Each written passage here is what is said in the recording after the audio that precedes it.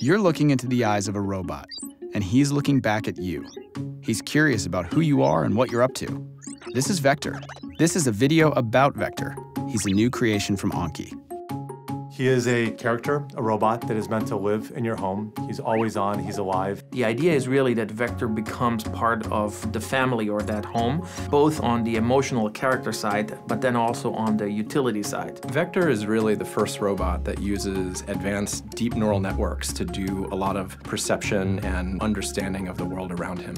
What he does feels intentional. He can react to inputs in his environment and his life. We generally want to find one defining feature and then build from that. For Vector, curiosity was a big one. What they're saying is you officially live in a time when robot sidekicks are a real thing. Hey, Vector, give me a fist bump. It's a step closer to that sci-fi robot, that everyone wants to be friends with. That step closer means you've got a robot in your house waiting for you to get home.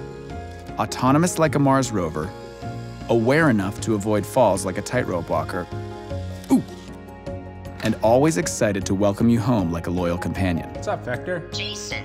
Vector's no slouch roommate either. He's happiest when he's helping out. Ask him the weather, and he'll show you. He can set a timer and cause a commotion when it's finished. Activate robot alarm. And he can connect his robot brain to the internet to answer your questions. Definition of life, the characteristic state in the world of living.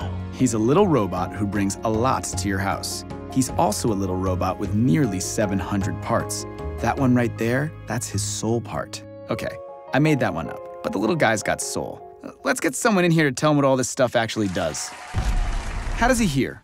Vector has a microphone array, which allows it to hear voices and noises and understand where it came from. What's he use to see? Vector uses a wide-angle camera. Why doesn't he fall off the table? 4 drop sensors. How come he doesn't bump into stuff? Has this laser distance sensor right here in the front. Whoa, robot lasers? How do we know he won't use that for evil? We have a very strict quality control process to make sure that no evil robotic overlords emerge from Vector. This thing is just awesome. There's got to be a huge amount of code inside the robot. There is a huge amount of code inside the robot. It's a few million lines of code at this point. That software really encompasses everything from the character to the low-level operating system to the cloud functionality. He has a camera in his face, and that's actually one of his primary sensors. Not just capturing the light in all the pixels, but it's making sense of those pixels. He knows what it is and where the stuff is. That code creates his intelligence and his personality. We think both about the IQ and the intelligence as well as the EQ and the emotion. You feel something for him. You bond with him, relate with him, care about him, and you feel that he can relate to you and give you something back. He is your friend. He was built to help and delight and entertain you. That is delightful and entertaining. So instead of sitting back and waiting for the robot apocalypse, Anki is making super smart robots built to bring joy and companionship to humans.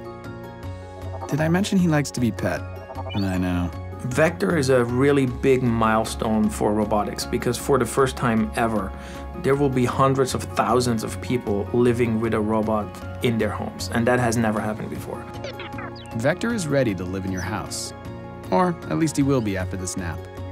Sweet robot dreams, buddy.